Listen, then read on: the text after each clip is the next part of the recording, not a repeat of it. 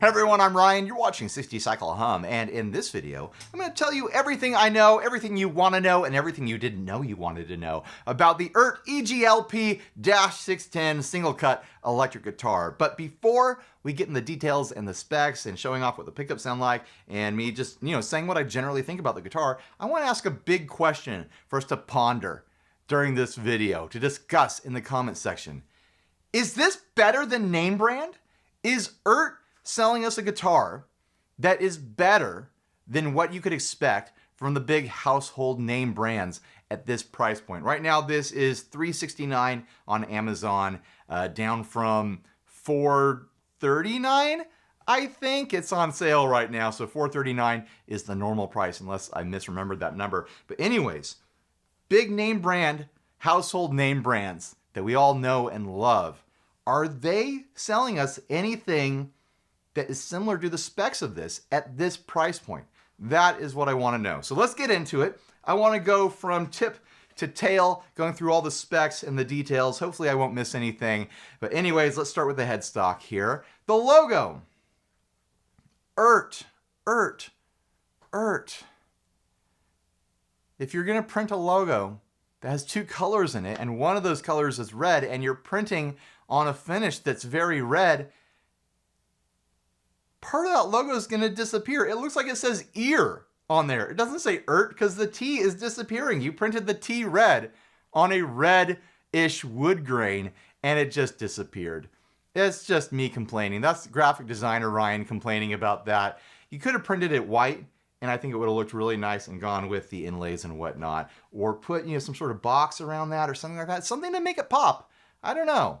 There's something else you could do there. Maybe consider ditching the two-color thing. Maybe consider it.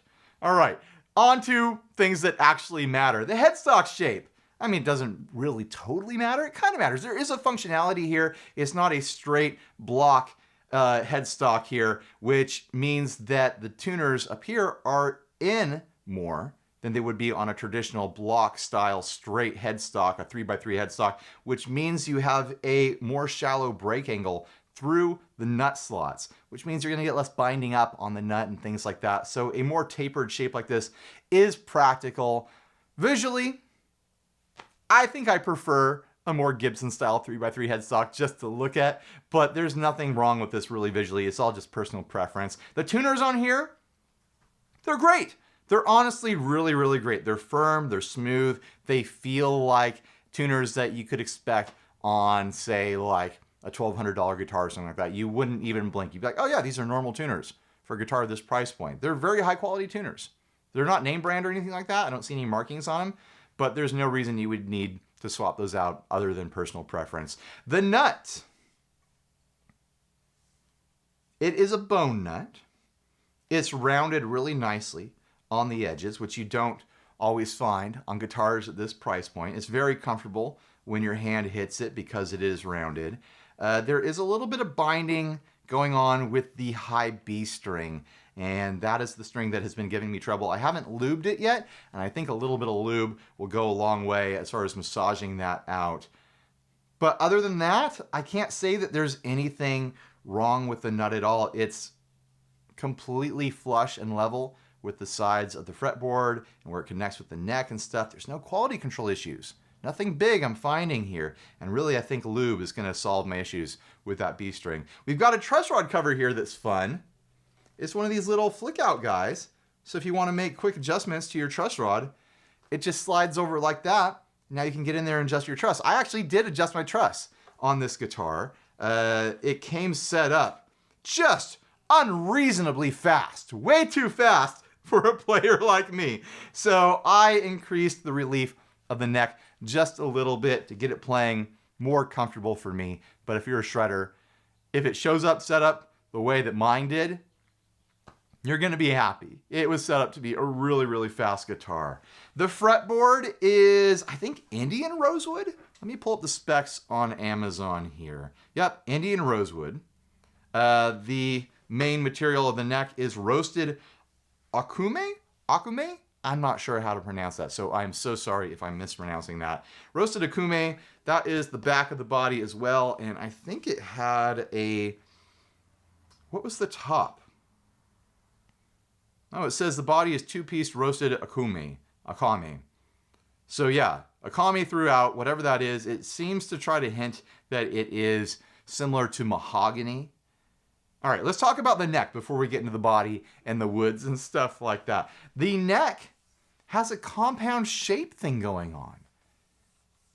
At the nut, it's got this really full, almost like traditional, but slightly smaller than traditional kind of feel to the neck. It fills your hand nicely, it's round, it's comfortable, and then as it goes down the neck, it flattens out to like a somewhat modern and aggressive D shape, a flat D shape down here for all your shreddy stuff. When you transition your thumb to the back of the neck, it gets really nice and flat for you. And then when you get up here and you're wrapping your whole hand around the neck, it's really comfortable. I think that's really neat.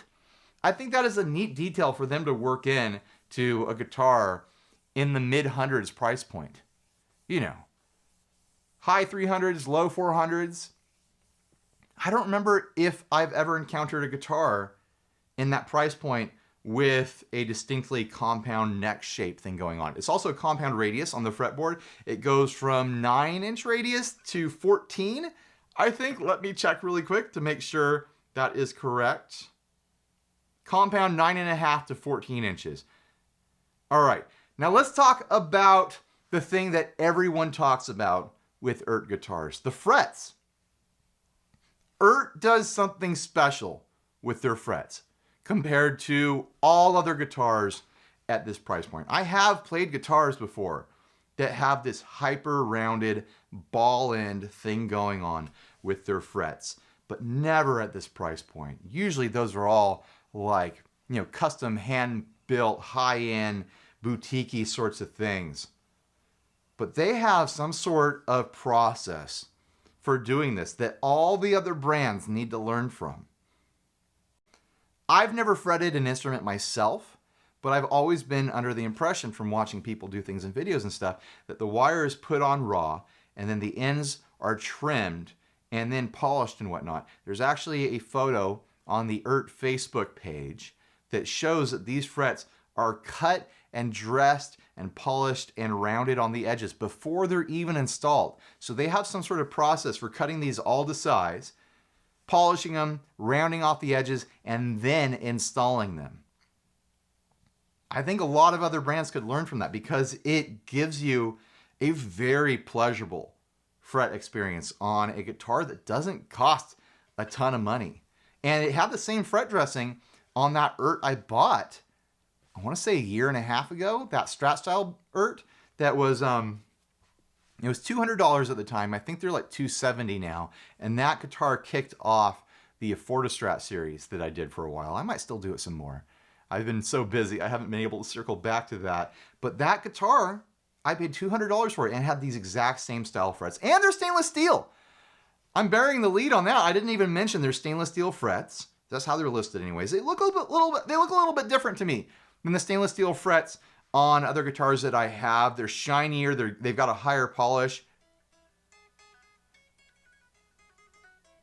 They have, I don't know, sometimes I can hear the difference, I can feel the difference in a stainless steel fret, and I'm not sure with these. There is some debate as to what grade of stainless steel they're using because there's different grades and it means different things. But, you know, even if they are or aren't stainless steel frets, I'm sure they are. I'm sure it is a stainless steel metal. Even if they aren't, the way they're dressed and they're set up is really, really great. And I think it is a big selling point of these guitars. All right, the inlays are some sort of plastic, I think. They feel like a plastic, but I think they're an attractive shape. They're installed well. There's not any big channels around the inlays or anything like that. They're put in there nice and snug. It doesn't look cheap or anything like that. The fretboard material I mentioned is Indian rosewood. It has a little bit of a shine to it, like it was either polished or there's like a clear coat on it. I'm not totally sure. Maybe that's just the way Indian rosewood looks. But it's a fun and kind of unique look. It has a bit of kind of more of the feel you would expect from maple as far as how your finger touches it. It's smoother, it's glossier, but then it has that kind of warm rosewood sort of thing going on as well. Moving on to the body. The body is interesting in that it is thinner than you might expect a Les Paul style cut guitar to be by somewhere in between 1/3 to 1/2 inch thinner than my Gibson Les Paul that I'm looking at right now, which I just kind of eyeballed it the other day, and I just kind of measured it with my knuckle to come up with that rough estimate. But it is thinner. It is a thinner body than a standard Les Paul style shape. It's got a belly cut here for comfort, and it's just light and comfortable. The whole guitar comes in under 7 pounds. I think it was 6 pounds, 15 ounces. So yeah, just 1 ounce under 7 pounds. Nice and light and comfortable. The look is all subjective. I think it's attractive. It's got a very matte finish on it. This fun kind of like iced tea, honey sort of burst here with a dark red on the edges, bursting into a light kind of golden honey sort of shade there. It's all red on the back. You can see the wood grain coming in a little bit. It's attractive. I like it. What do you guys think? Do you like the finish? Do you like the look of the body? Or is there something that's catching your eye weird? The hardware is all seemingly of good quality. I'm not, an expert judge on the quality of Tune-o-matic hardware and whatnot, but it looks fine. It looks great. I made a slight adjustment to it and it was very smooth. There was no issues that I ran into there. Chrome knobs, you got a volume, a tone, a 3-way switch for bridge, middle, and neck, of course. The pickups, they are Alnico 2 humbuckers, and I think they sound completely fine. They don't sound like the most amazing humbuckers I've ever heard in my life. They have a nice personality to them, I'll say that. They've got plenty of output. They're clear, but they've also got a nice bit of low end to push against. They've got a lot of mids, the way humbuckers usually do. There's nothing about these pickups that you would need to swap out unless you had very specific personal taste. Then, of course, like swap them out. Put in the pickups that you like. Why wouldn't you? What else? What else? I did open up the back and check it out in there, and the pickups are 4-wire, so you could do a coil split mod on this if you want to. It's got full-size pots in there. All the hardware inside and the wiring looked great. It looked totally fine, especially for a guitar at this price point. I've definitely opened up guitars from this price point and seen like all the cheap stuff that you normally see on cheap guitars, and that's not what I was seeing in this guitar, so I was a bit impressed in that direction. All right, let's plug it in and see what it sounds like. I've been flapping my gums long enough, haven't I?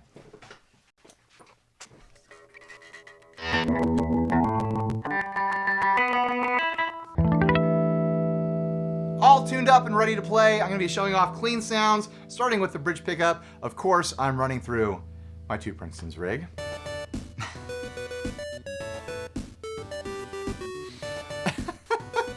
I laugh because it's absurd, but I love that all of you love the 2 Princeton's gag. So thank you for continuing to support the 2 Princeton's gag. All right, here we go. Clean sounds on the bridge pickup through the 2 Princeton's.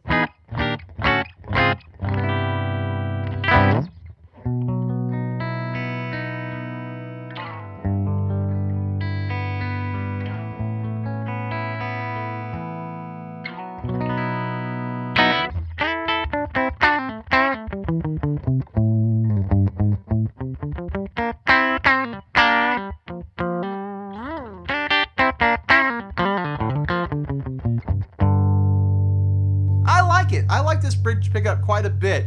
It's got that brightness, it's got that clarity, it's got that push and that punch with output and with some mid qualities in there.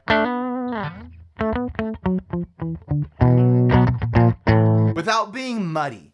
I hate it when I run into a muddy humbucker. Not like twangy, but plenty of like personality and character even on the low string. That's what I like. That's what I like from a humbucker. Here is the middle position.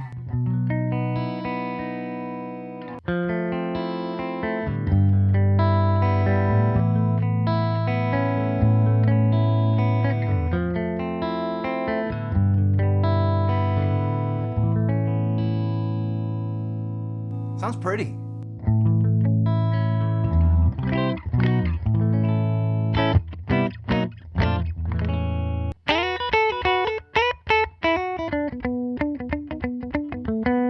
Here is the neck position.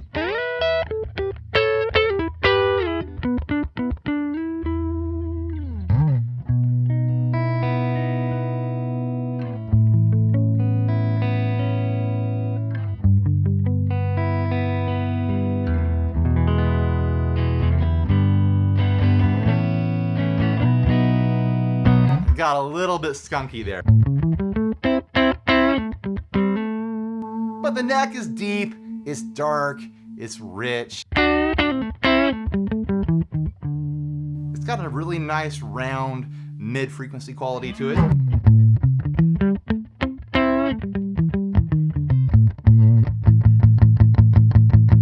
A nice push from a little bit of like a boomy low there. I like it. It's got good sounding pickups. We'll try it with some overdrive now from the Wampler bell.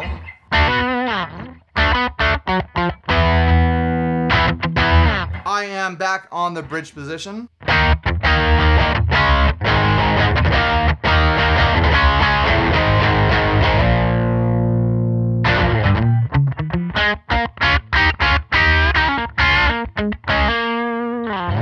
Middle position.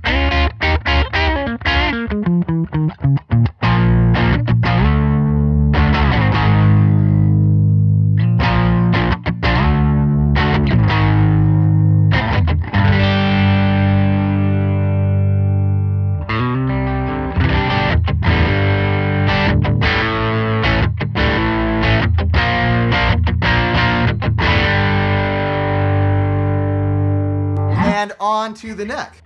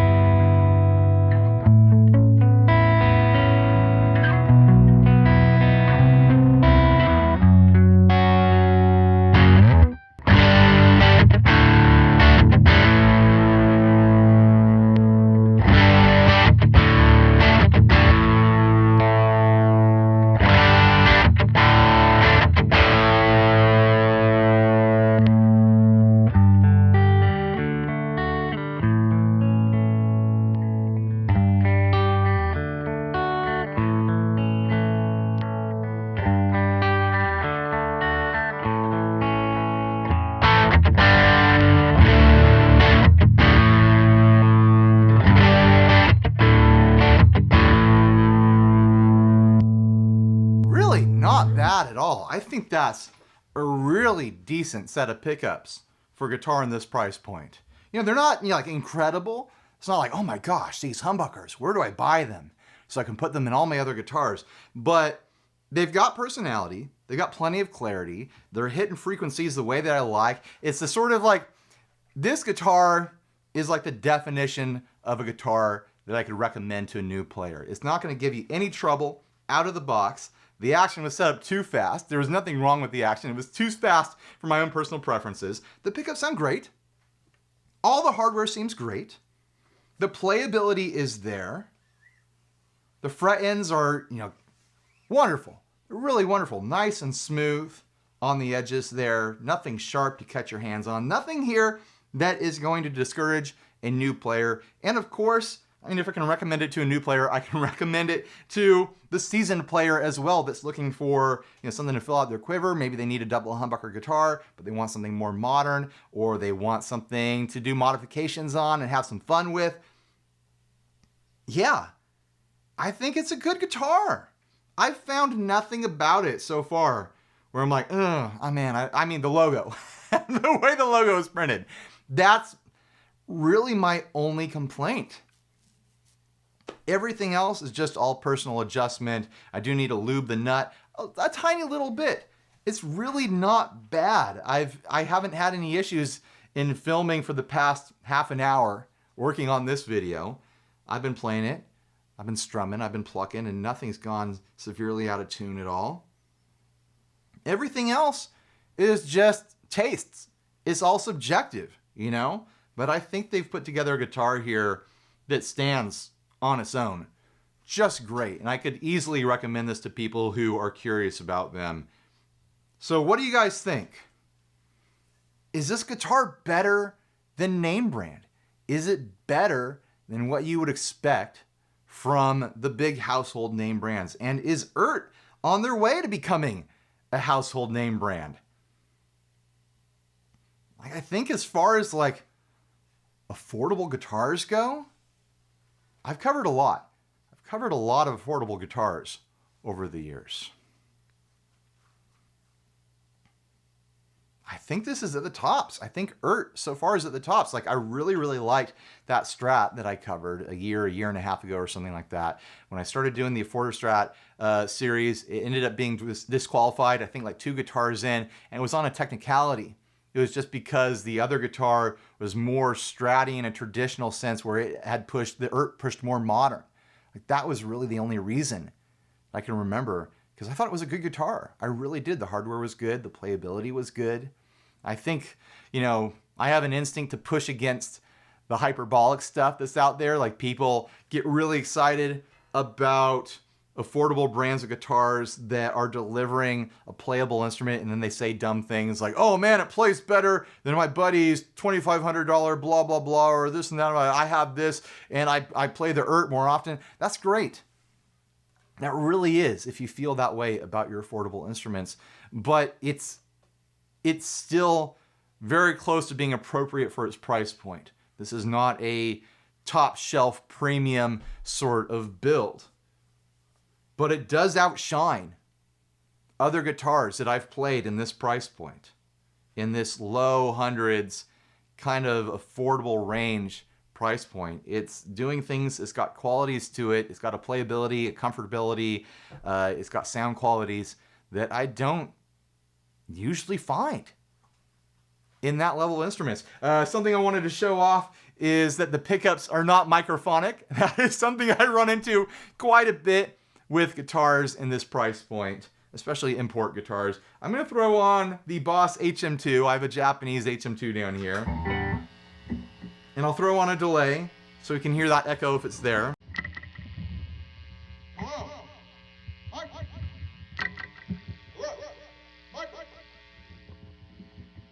A little bit, but not bad.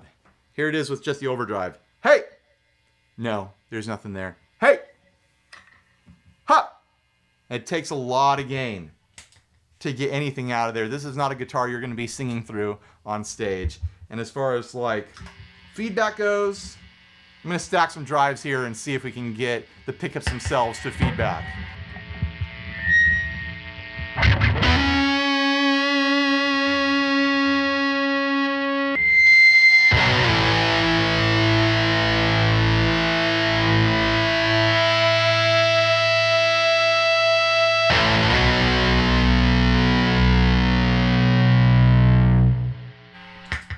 Yeah, there's feedback there, but it's the musical kind of feedback. It's the string feeding back. A little bit of chirp or bright here and there, but yeah, it's not the type of pickups that I've been finding in various affordable guitars, where there's some where I've sat here and the pickups start feeding back with the amp going through my body into the guitar.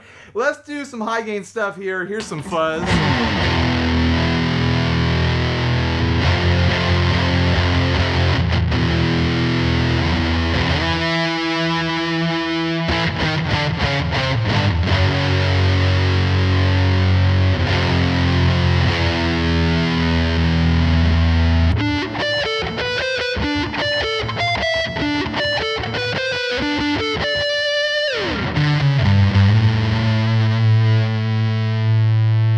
Turn that delay off.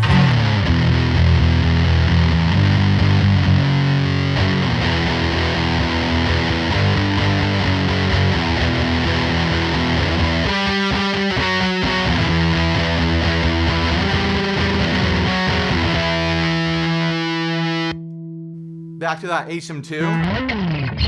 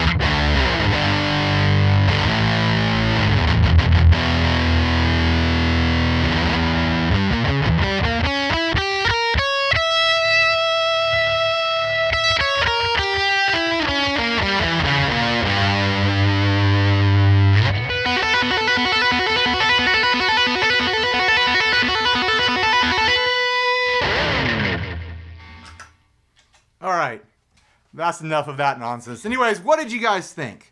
What are your opinions on this guitar? Do you have any questions that I can answer in the comments section? And other than that, thanks for watching. Please like, subscribe, dislike, leave me rude and nasty comments. Support us on Patreon. Buy a shirt if you're naked. Huge thanks to Eart for sending this out to me. I bought the last one, and then they decided that they would hit me up to see if I wanted to check out another one. So thanks to Eart. Thank you for that. And you know what? Stay grounded. Bye, everybody.